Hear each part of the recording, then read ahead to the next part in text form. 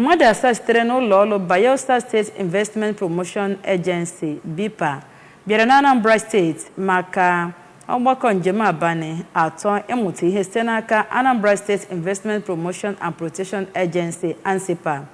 Ndị bịara njem ahụ mejupụtara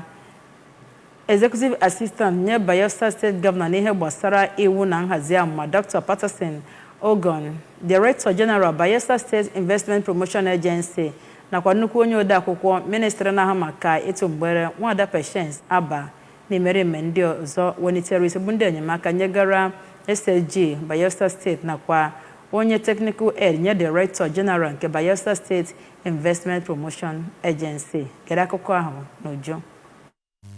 N'oge ọ na-agụpụta ihe kpatara ha ji wee bịa njem ahụ mgbe ha nọ na ọgbakọ bụ nke onye kọmishọna na-afụ maka mmepụta Maazị Christian Udechukwu nakwa ndị otu ọrụ ANSIPA nọ na ya, Dr. Ogun bụ onye isi du otu ndị ahụ bịara njem nleta kwuru na ileghachi anya na ọrụ ụlọọrụ ANSIPA rugoro na ha bịara na steeti a ịmụta otu ha si arụ ọrụ ọma ha na-arụ ma wekwere mmụta nke ha ga-amụta laghachi na steeti ha bụ Bayelsa imekwe ka ha si wee mee. O kwupụtakwere na Bayelsa State Investment Promotion Agency bụ nke a ga-amalite n'ọnwa Febụwarị na-abịa na mkpụrụ ụbọchị 14 ma gosipụtakwa olileanya na njem a ha bịara bụ nke ga-enyere ha aka ma gbazikwe ha n'ụkpụrụ dị mma ka ha wee bido ọrụ nke ha. N'oge ọ nọ na-ekene gọọmenti Anambra steeti maka ka o si nabata ha, Dr. Ogun yọrọ ka njem a ghara ịbụkwa nke ikpeazụ ha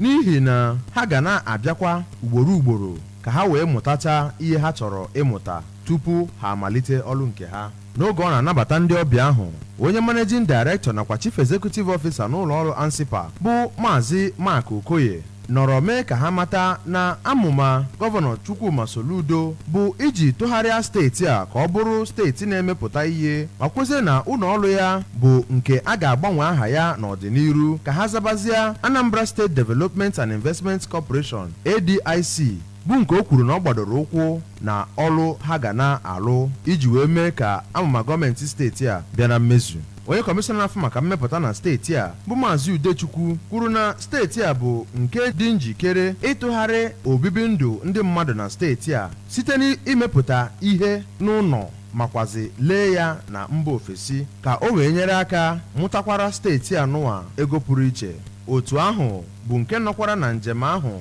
gụtụrụ ebe ndị niile ha ga-ejegasị bụ nke gụnyere ịfụ onye odeakwụkwọ pụrụ iche na steeti a bụ ọkammụta Solochukwu Lobelu ma gakwazie fụ ụlọọrụ ndị na-afụ maka ala ihe mmepụta ya nakwazi nhazi nakwa akụnụba bụ nke o kwuru na ha gachazikwa nke ahụ na ha ga-eje legharịa anya na Ọka Millennium City, shopping malls dị iche iche, Solution Fund City ya nakwa International Convention Center nakwa ọtụtụ ụlọ nkwari akụ dị iche iche na steeti a.